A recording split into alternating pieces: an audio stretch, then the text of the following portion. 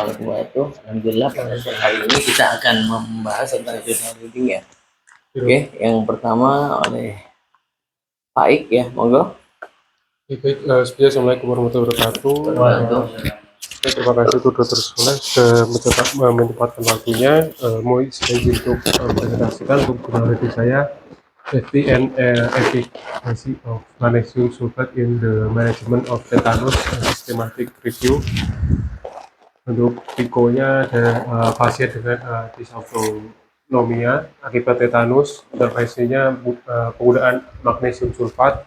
Untuk comparison-nya ada pasien tanpa menggunakan magnesium sulfat, dan outcome-nya ini diharapkan peningkatan prognosis pasien tetanus dengan dysautonomia. Untuk apakah pemberian magnesium sulfat dapat meningkatkan dari prognosis pasien dengan tetanus dengan dysautonomia. Untuk identitas artikelnya, ini judulnya ada safety and efficacy of magnesium sulfate in the management of tetanus systematic review. Untuk tulisnya ada Gaurav Nepal, Megan Ariel Doglan, Zayan Kumar Yadav, dan lain sebagainya. Untuk koresponden dari New Zealand, Department of Neurology, Shanghai Pudong Hospital, Fudan University, dan masih banyak lagi. Untuk identitas jurnal ada Sustainable Development Goal, Good Health and Well-being. Terus untuk abstraknya, dari abstrak untuk latar belakangnya, tetanus ini merupakan kondisi yang mengancam jiwa dengan tingkat fasilitas tinggi, terutama karena spasme berulang atau dysautonomia dan kegagalan pernapasan neuromuskular.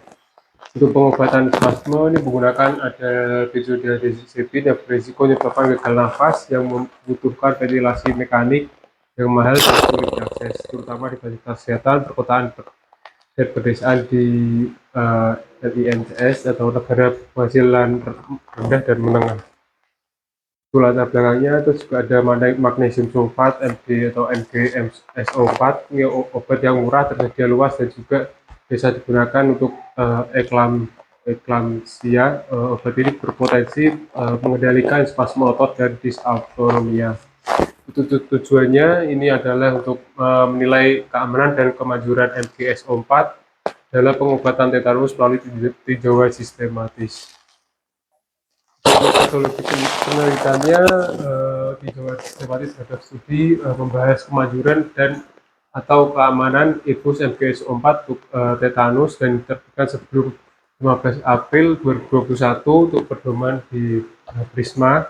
Total 13 studi yang dimasukkan 3 uji coba acak bersama ganda dan terkontrol, misalnya 3 observasional dan 6 retrospektif, dan 4 retrospektif dan 4 retrospektif.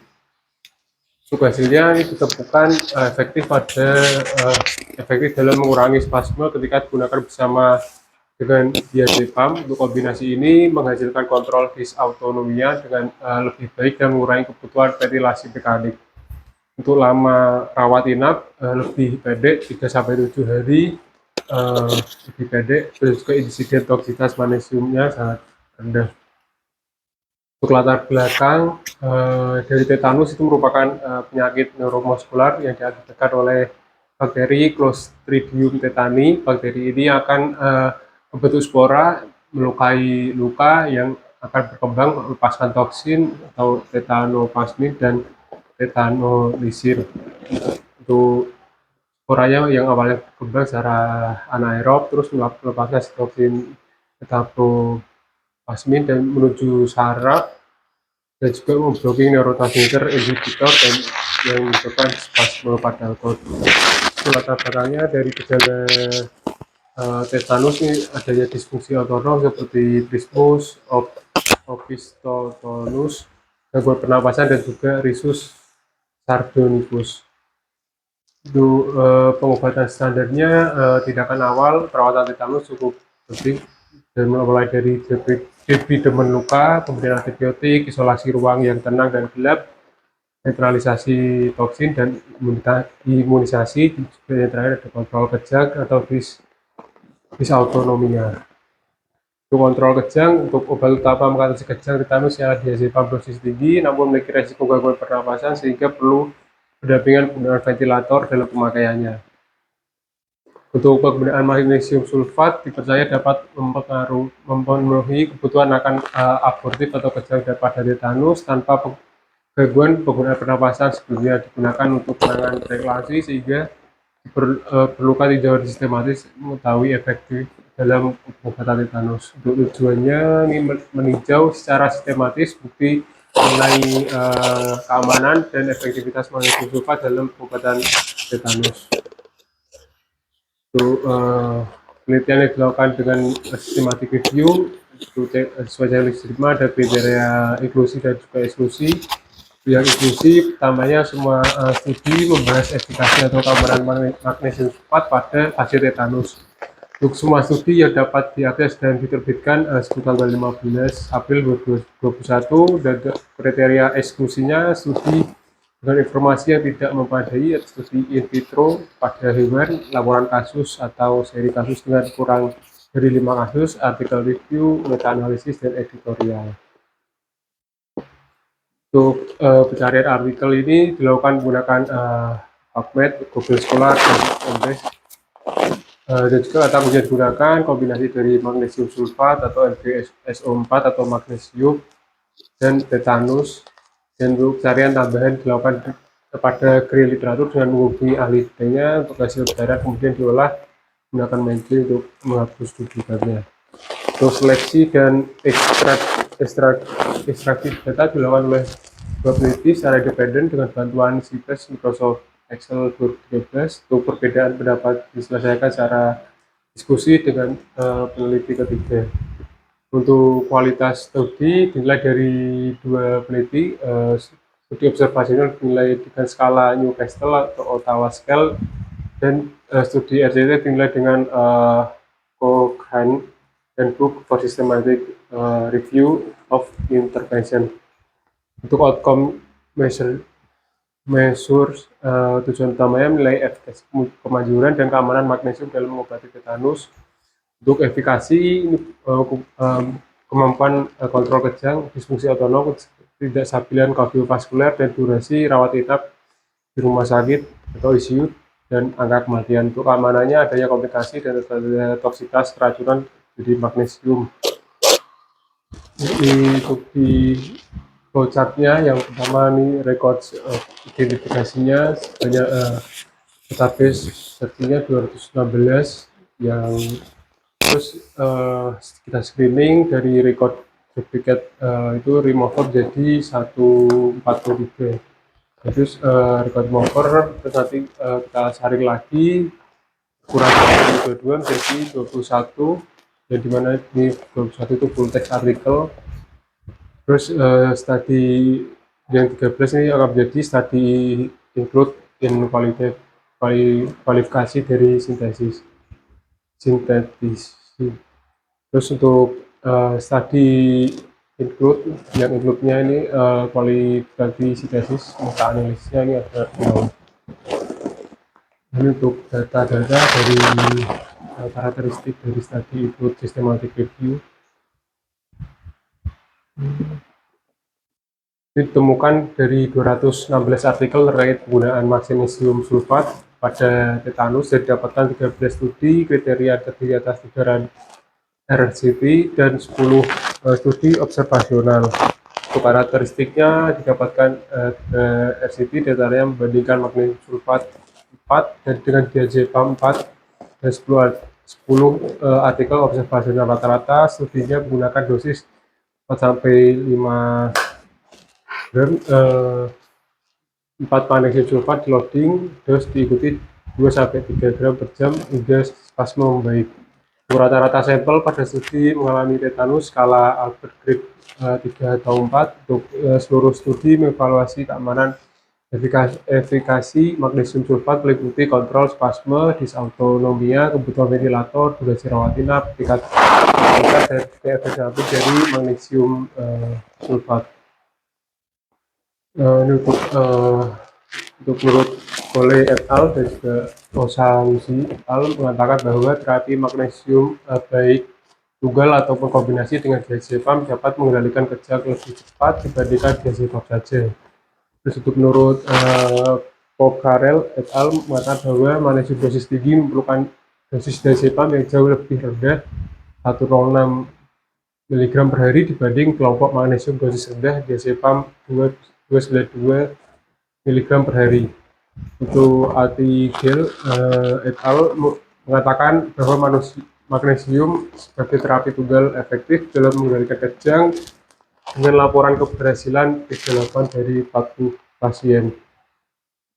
Itu juga dari Cole et al. Menemukan bahwa penurunan manifestasi gangguan otonom pada kelompok magnesium yang sebesar 10% dibanding dengan kelompok yang tidak sebesar 24%. Untuk Artigel et al. Ini juga menyatakan bahwa instabilitas kardiovaskular yaitu hipotensi pada pasien studi oleh ada Matteo et al. Dan juga Sandberg et al. Melaporkan adanya instabilitas otonom berat yang dapat menghentikan henti jantung.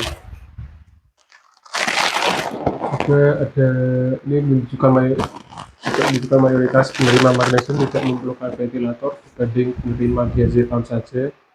Terus juga ada mayoritas pasien 81% masih memerlukan penggunaan ventilator meskipun telah diberi magnesium sulfat.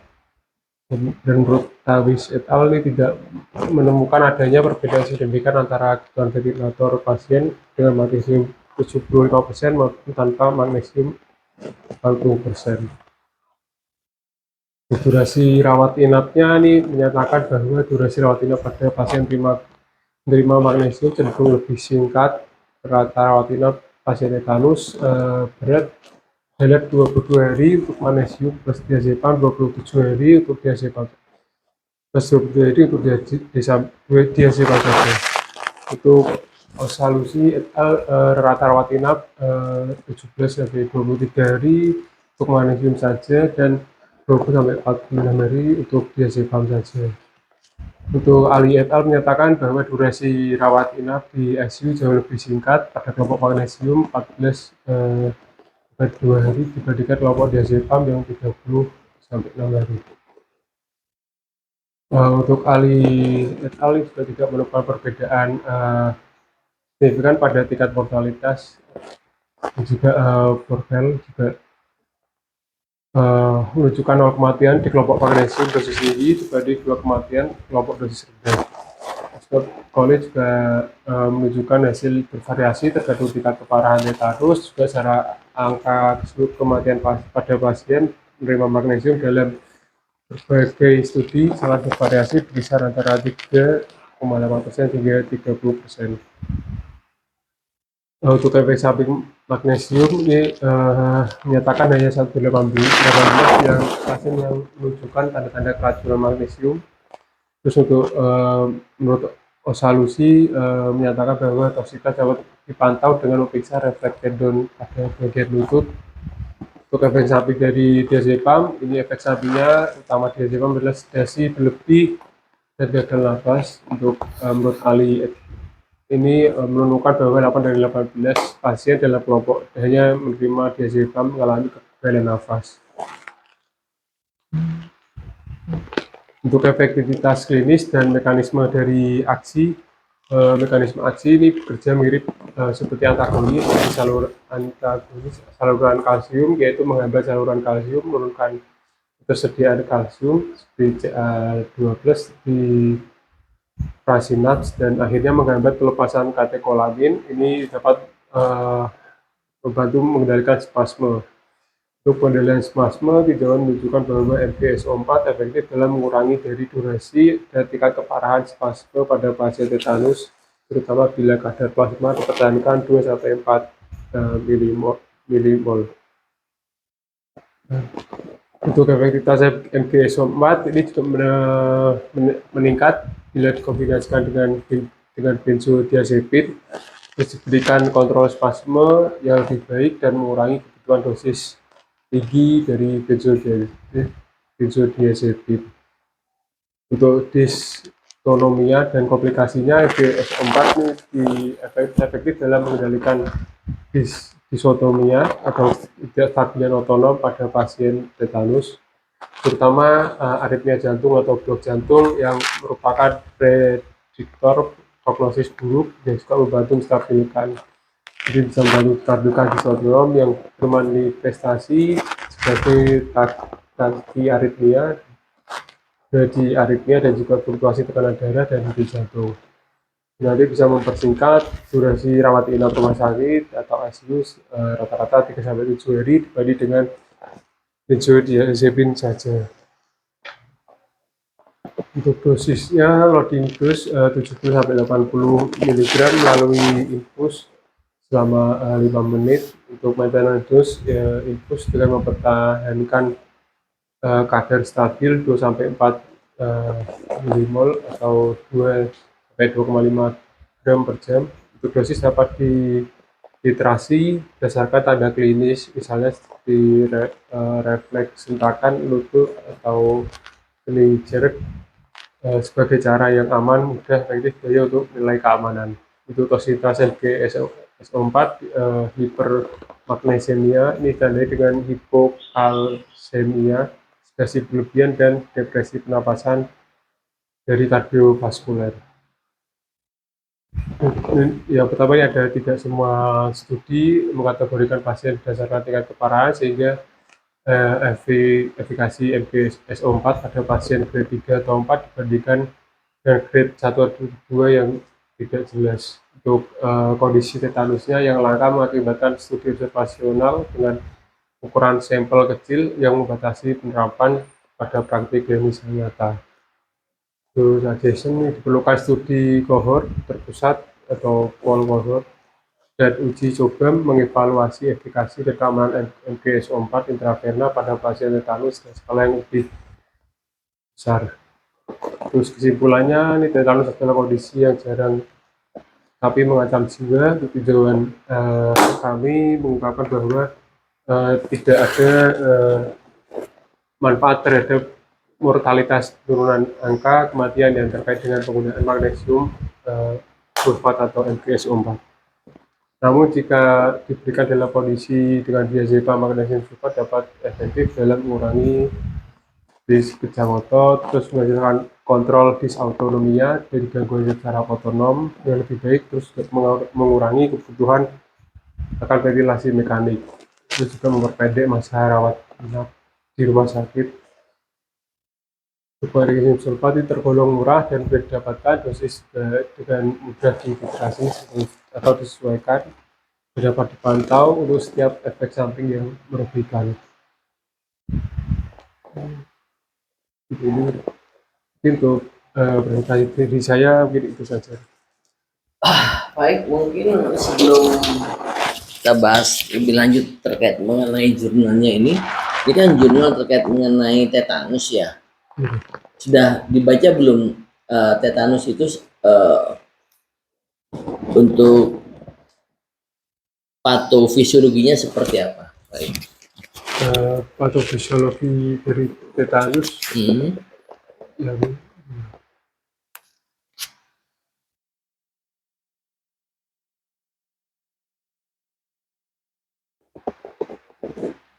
ya begini ya dok, penyakit dari bakteri Clostridium tetani, sporanya nanti berkembang untuk nanti mungkin adanya misalnya kakinya ketantuk dari baku, nanti sporanya bisa berkembang secara anaerob, nanti bisa terjadi pelepasan pelepasan toksin dan tetanospasmin, terus saja menuju dari sistem saraf dan mengobrol dari neurotransmitter inhibitor, terjadi spasme gitu. Apa itu tetanospasmin? Apa itu tetanolisin? Itu apa itu? Tetanus. Coba dibuka. Yang mana tuh? Tetanospasmin. Tetanus. Sama tetanolisin itu. Tetanolisin.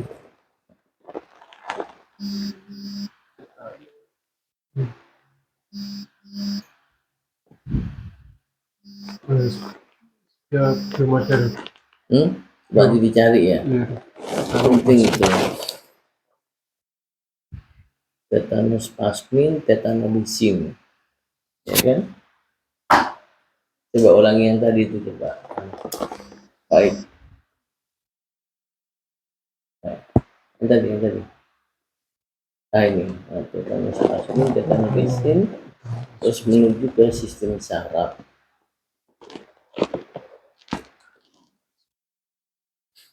Sistem saraf tepi apa sistem saraf pusat? Baik. Sistem saraf tepi itu. Hah? Sistem saraf tepi. Tepi. Hah? Ayo. Atau kedua-duanya gitu loh maksud saya. Hah? Sistem saraf tepi itu. Hah? Bukan pas. Wang? Untuk tetanus sendiri, maksudnya dia yang saraf perifer. Ya, terus habis itu coba kamu coba untuk menganalisa gitu loh. Tetanus merupakan penyakit neuromuskular, ya. Memang dia neuromuskular, ya kan? Dimana diawali dari masuknya Clostridium tetani, ya kan, melalui luka, ya kan? Setelah itu nanti akan melepas toksin tetanus plasmin, ya kan? Terus ada juga apa namanya tetanolisin, ya kan? Dia kan membentuk spora. Makanya kamu di sini ada penanganannya nggak? Penanganan. Ada nggak kamu jelas penanganannya nggak? Membahas itu. Nah, sekilas oke. Nah, apa? Cuma lebih ke kejang-kejangnya ya. Ya kejangnya ya. Penanganannya seperti apa? Ini ada nih. Diberi dibentukkan, ya kan? Pemberian antibiotik, isolasi di ruang yang tenang dan gelap, netralisasi toksin dan imunisasi, kontrol kejang dan disautonomia. Berarti diawali dari diberi luka, ya kan? Tujuannya apa? Mengurangi infeksi, Ya, komplikasi. mengurangi apa? Jumlah apa tadi itu loh? Sporanya itu loh, yang tetanolisin sama tetanus plasmin itu ya.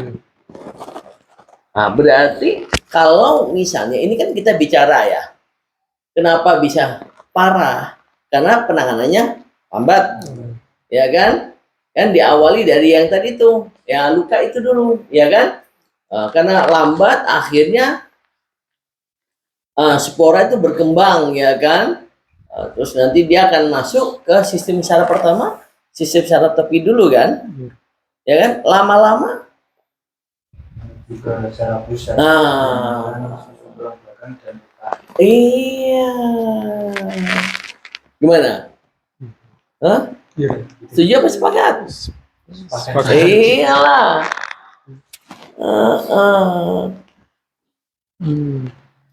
Lambat laun kan pasti juga, ya kan? Ini kan apa? Blocking neurotransmitter inhibitorik, maksudnya apa itu? Baik, blocking neurotransmitter inhibitorik.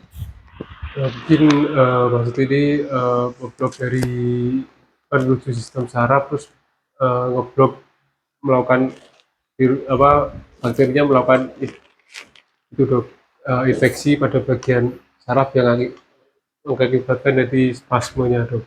Kamu sudah baca tentang presinap, sinap, posinap, sudah baca belum? Belum. Itu. Karena kalau udah tetanus harus baca itu. Gitu loh. Ada berapa sih ada berapa neurotransmitter secara garis besar? Baik. Klasifikasinya ada berapa? Neurotransmitter. Secara garis besar aja, Baik. Ada berapa? Neurotransmitter.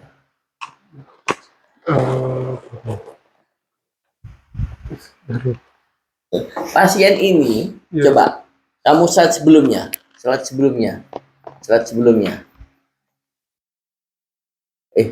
Tadi mana yang masalah kejang-kejang mana tadi, Faik?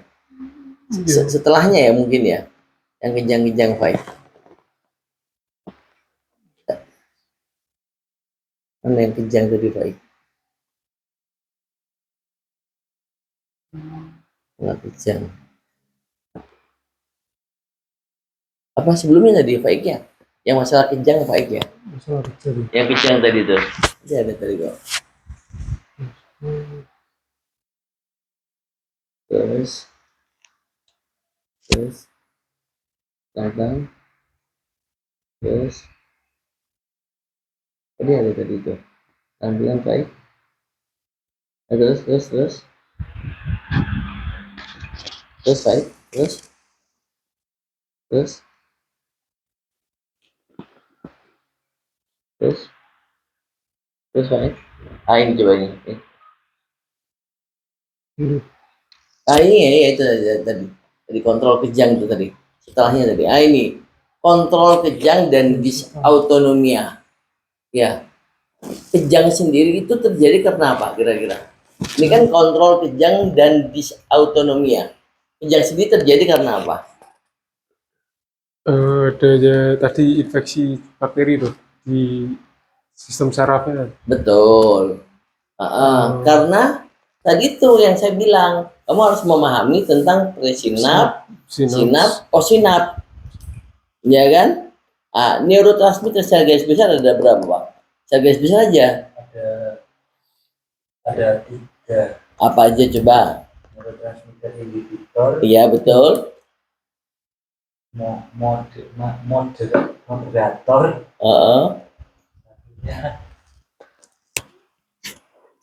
Sebenarnya ada 2 aja, inhibitor sama excitatory. Itu aja. Iya kan? Kejang itu karena apa? Terjadi. Kejang itu karena apa? Terjadi. Pernah lihat balancing daripada neurotransmitter? Itu gambarnya seperti ini, terus seperti layaknya timbangan gitu loh. Ada eksitator, ada inhibitor. Kejang itu kenapa? Baik, kejang itu terjadi karena eksitator. Apa? Eksitatornya kenapa? Lebih dominan. Ya nggak Bang? Ya kan? Inhibitornya lebih minimal, tidak sedikit lah. Coba kamu kembali yang tadi tuh, yang patofisiologinya. Memblok neurotransmitter inhibitor. Paham ya? Sehingga karena diblok ya neurotransmitter inhibitor, maka eksitatorinya banyak neurotransmitternya, sehingga terjadi kejang. Paham ya Pak Ik ya? Paham nggak Bang? Ilmu-ilmu ini yang paling penting selain pembahasan mengenai jurnalnya itu loh, karena kalian masuk ke fase neuro itu loh. Kalian harus paham alur pikirannya, alur perjalanannya Pak Ik ya. Paham nggak? Dipaham ya Pak Ik ya? Paham ya? Kamu PR-mu tetanus plasmin sama tetanolisin ya Pak Ik ya? Sambil dicari tentang neurotransmitter. Apa aja yang masuk neurotransmitter? Excitator, apa yang masuk neurotransmitter inhibitor ya. Sama nanti PR-mu juga pelajari tentang presinap, sinap, posinap. Itu bagus, nanti hubungannya dengan apa Pak Ik? Dengan elektrolit. Gitu loh. Nanti ada natrium influx, kalium influx, natrium exflux, kayak gitu-gitulah gambarannya. Ya. Nah, pada jurnalmu ini, oke, kita sudah bahas tentang tadi ya Pak Tufis. Pada jurnalmu ini membahas masalah apa Pak Ik? Pemberian tadi benzodiazepin, juga MgSO4 ya. MgSO4 ya. Ya kan, efektivitas MgSO4 ya. Iya. Dibandingkan dengan dibandingkan MgSO4 dengan diazepam dengan diazepam aja. Nah, apa dari hasilnya langsung aja apa Pak? Dari hasil tadi kesimpulannya ini pemberian MgSO4 sama dengan diazepam itu bisa mengurangi dari aman anunya. Coba yang MgSO4 ini sering digunakan untuk kasus-kasus di mana yo? Kalau misalnya kejang di mana? Di kebidanan, ya kan ya? Loh, kita kan biasanya phenytoin ya. Dia lebih aman ya, coba Pak. MGS 4.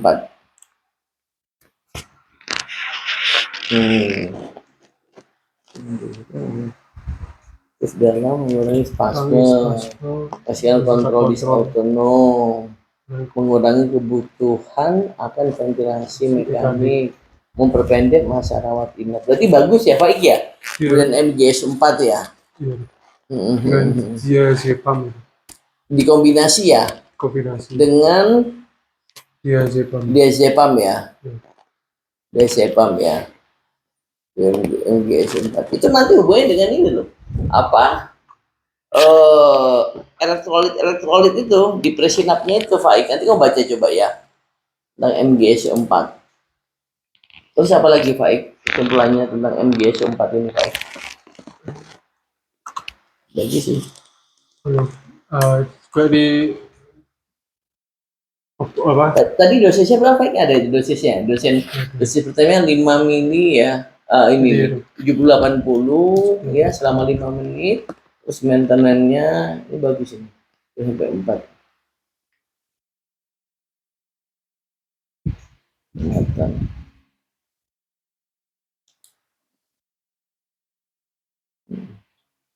Dosisnya ya. Ya lanjut lagi Faik. Yang terakhir apa? Kesimpulannya Faik. Kesimpulan dari jurnal ini. Selain ini apalagi ada lagi nggak? Nah, itu aja tuh. Iya. Iya. Critical appreciation-nya apa? Penilaian Penilaian ya. Ya udah oke. Terima kasih Pak Ik ya. Iya dokter. Bisa nanti yang tadi ya PR-mu Pak Ik ya. Iya. Oke lanjut.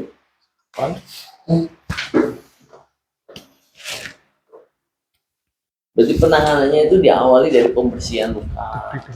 Terus meminimalisir, mengurangi jumlah toksin, ya kan, tetanus plasmin, tetanolisin, ya kan, sambil penanganan gejala-gejalanya, terutama spasmenya itu, ya kan, dengan pemberian MGS 4 itu.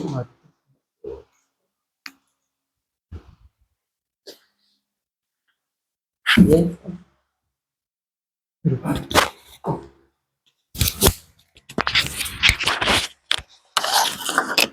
Baik, assalamualaikum warahmatullahi wabarakatuh.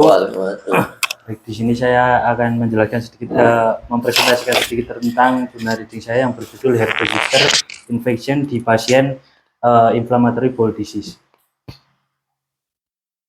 Nah, ini untuk jurnalnya dari terbitan tahun 2025. Untuk penerbitnya dari Korean J Intern dan penulisnya ada Dong Hyun Kim dan juga Sang Bum Kang. Untuk abstraknya sendiri, pada pasien penyakit radang usus atau inflammatory bowel disease ini sangat berisiko tinggi terkena dari virus herpes zoster. Apalagi mereka dengan penyakit atau sedang mengalami penyakit dan diobati dengan imunosupresif seperti kortikosteroid, teopurin dan juga biologik itu dapat sekali terkena herpes zoster seperti itu, sangat riskan. Untuk vaksin herpes zoster sendiri ini bernama Shingrix. Ini lebih disukai karena efisiensinya untuk mengobati herpes zoster ini sangat tinggi, lebih dari 90% dapat mengobati seperti itu. Dan untuk herpes zoster sendiri biasanya mengenai juga tidak pasti juga bisa mengenai manusia yang umurnya lebih dari 50 tahun, biasanya lebih sering seperti itu.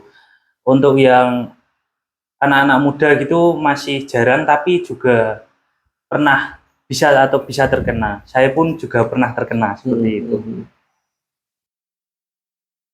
Nah, untuk pendahuluannya dari inflammatory bowel disease ini termasuk penyakit Crohn dan juga colitis ulceratif. Jadi di mana kondisi peradangan kronis yang mempengaruhi dari saluran pencernaan pada manusia itu sendiri. Dan untuk herpes zoster ini adalah suatu penyakit virus yang diakibatkan oleh virus zoster. Nah, nantinya di awalnya itu biasanya keluar bintik atau ruam yang bisa saja mengalami panas juga di area sekitar yang terkena, atau yang terkena ini ada nyeri juga, bisa juga. biasanya bermanifestasi sebagai nyeri neuropatik kronis. Itu kalau sudah yang sangat parah seperti itu. Sedangkan pada pasien inflammatory bowel disease, terutama yang memiliki aktivitas penyakit tinggi atau menggunakan obat-obatan tertentu seperti yang tadi imunosupresif, itu memiliki prevalensi terkena herpes zoster ini lebih tinggi daripada populasi umum pada biasanya.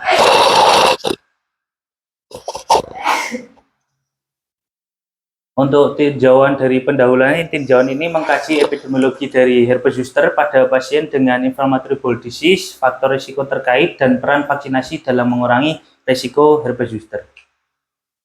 Untuk epidemiologi dan juga faktor risikonya dari insiden herpes zoster pada orang dewasa, populasi yang atau data yang telah diambil itu hampir 2,4 hingga 10,6 kasus per 1000 orang per tahunnya.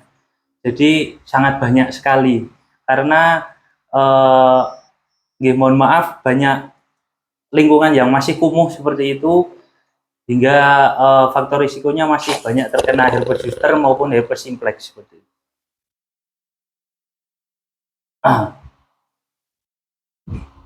Untuk analisis data klaim asuransi di Amerika Serikat ini menemukan bahwa insiden herpes zoster pada individu dengan penyakit inflammatory bowel disease itu 1,7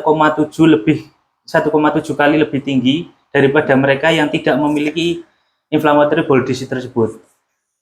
Insidennya adalah 7,3 kasus per 1000 orang tahun untuk IBD secara keseluruhan. Nah, untuk yang 8,1 kasus per 1000 orang tahun untuk dan juga 6,7 kasus per 1000 orang per tahunnya itu terkena herpes zoster yang memiliki penyakit bawaan yaitu inflammatory bowel disease. Nah, ini untuk resikonya mungkin dari jenis kelamin, terutama perempuan yaitu resikonya lebih tinggi juga 1,3 sampai 1,5. Di Asia Timur juga gampang terkena 1,7 hingga 3,3 dan lain sebagainya. Dengan penderita diabetes, asma, seperti itu, kanker juga bisa. Lalu ini untuk resiko terkait obatnya, ada obat yang berisiko, ada obat yang tidak menimbulkan risiko, dan ada obat yang tidak ada pengaruhnya sama sekali terhadap herpes zoster ini. Contohnya seperti kortikosteroid itu sangat berisiko terkena, maksudnya lebih memicu dari penyakit herpes zoster tersebut atau virus herpes tersebut sebesar 1,3 hingga 3,3. Sedangkan untuk semisal contohnya anti TNF alone itu tidak berpengaruh sama sekali. Seperti itu. Untuk vaksin pencegahan herpes zoster ini ada yang membunuh dari virusnya tersebut dan ada yang rekombinan. Contohnya seperti vaksin yang composition dan ada vaksin ini ada yang lebih dari 50 tahun ini untuk yang membunuh dari vaksinnya tersebut ya, dan juga ada yang rekombinan ini range 50 tahun dan juga imunokompromis dari yang 18 tahunnya. Itu sangat tinggi juga untuk efektivitasnya untuk yang rekombinan. Kebanyakan kalau di luar negeri itu menggunakan yang rekombinan karena lebih baik digunakan, ya hampir 90% itu. Untuk rekomendasi untuk pasien IBD itu ada 2 vaksin herpes zoster saat ini yang tersedia, yaitu ada Zostavax atau ZVL dan juga RZV atau Shingrix. Untuk pedoman klinisnya sangat merekomendasi karena untuk pasien inflammatory bowel disease yang berusia lebih dari 50 tahun itu sangat rentan terhadap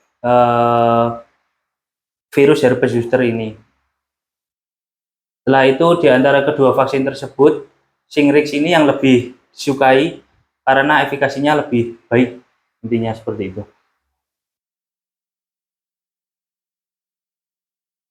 Untuk pasien yang menjalani terapi imunosupresif atau sedang diobati menggunakan imunosupresif, vaksin JVL seperti Zostavax itu harus diberikan setidaknya 4 minggu sebelum memulai terapi imunosupresif atau 3 hingga 6 bulan setelah menghentikan terapi. Nah, untuk yang Shingrix ini sendiri itu sebagai vaksin non-hidup, dapat diberikan aman kepada pasien dengan gangguan kekebalan tanpa memerlukan penyesuaian waktu, seperti itu.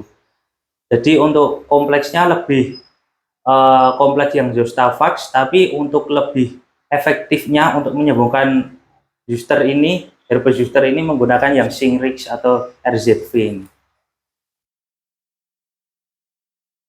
Untuk pasien yang berusia 19 hingga 49 tahun yang berisiko terkena herpes zoster ini, dari faktor-faktor penggunaan obat-obatan yang seperti kortikosteroid seperti itu,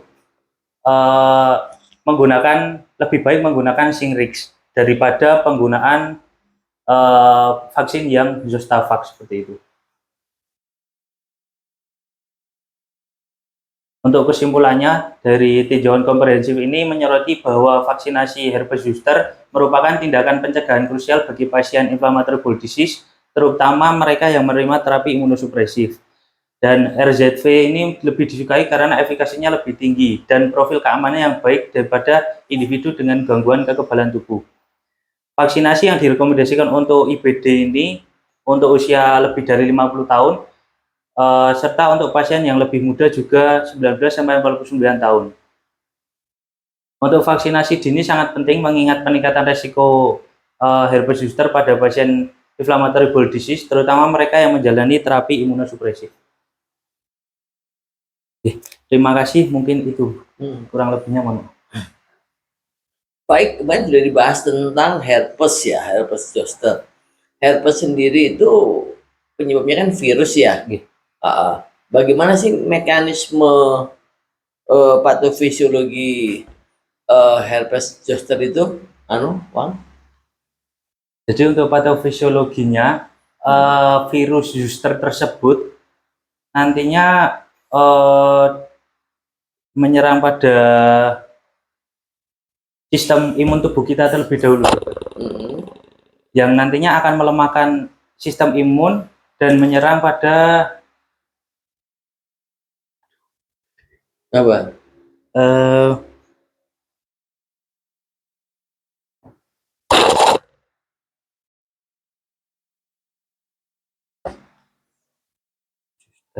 Lemahkan.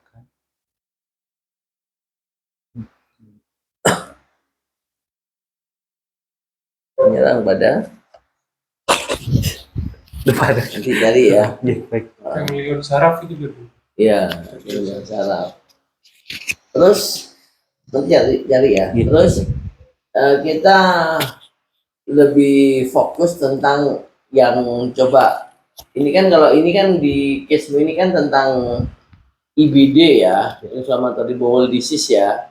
Hubungannya dia sepertinya lebih dominan ya, lebih kalau terkena herpes zoster ya. Ya. Kalau di luar pembahasan ini, Wang, terkait mengenai misalnya pasien sudah terkena herpes zoster, ya kan? Terus kan sini tadi kamu sempat nyampaikan juga ya, dia bisa terkena yang neuralgia post herpes itu. Oh iya. Nah itu kena bagaimana, Wang, patofisiologinya, Wang? Tentang neuralgia itu post herpes itu. Untuk yang sudah pernah saya baca hanya jika pernah terkena herpes zoster, walaupun ruamnya itu sudah kering, betul. Dia bisa tetap menyerang dari sarafnya, dokter.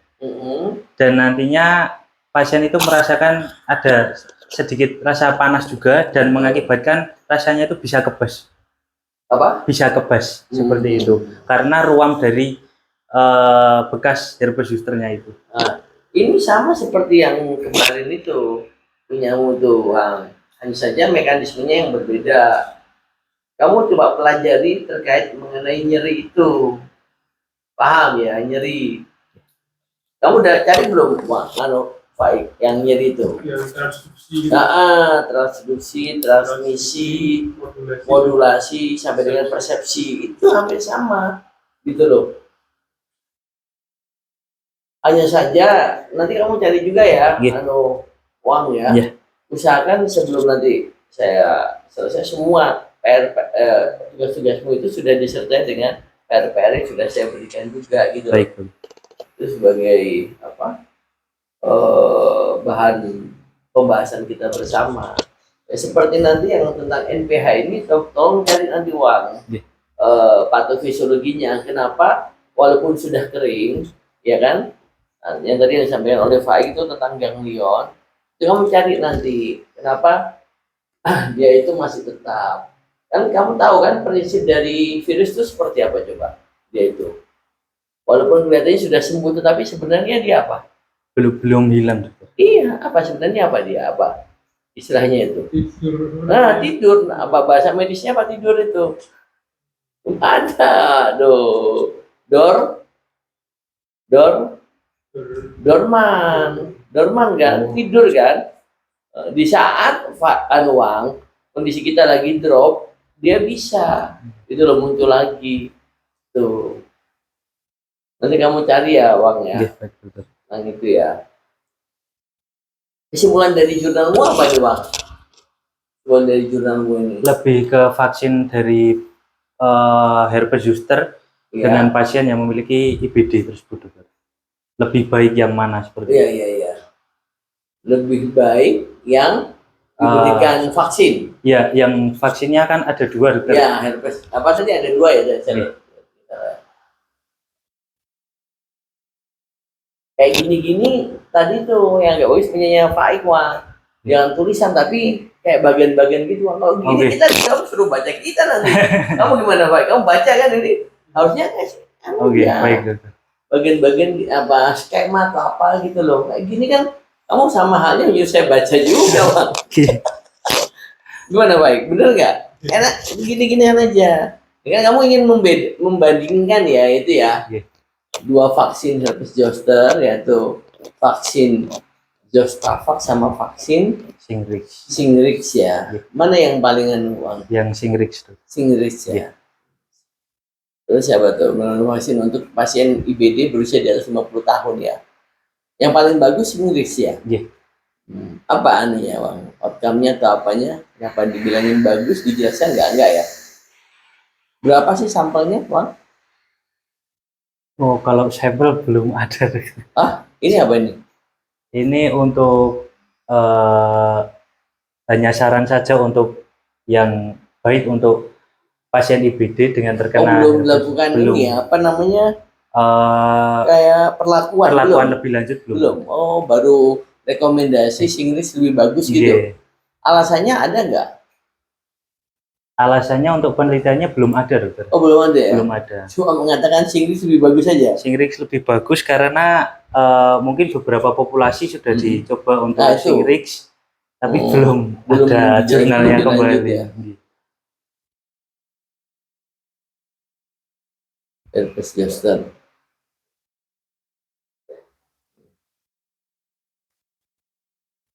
Oke, kesimpulannya apa? Berarti ini kesimpulannya ini ya? Iya. Yang komprehensif. Oke, tutup bang. Baik, mungkin sekian presentasi dari saya. Kurang lebihnya mohon maaf. Wassalamualaikum warahmatullahi wabarakatuh. Waalaikumsalam warahmatullahi wabarakatuh.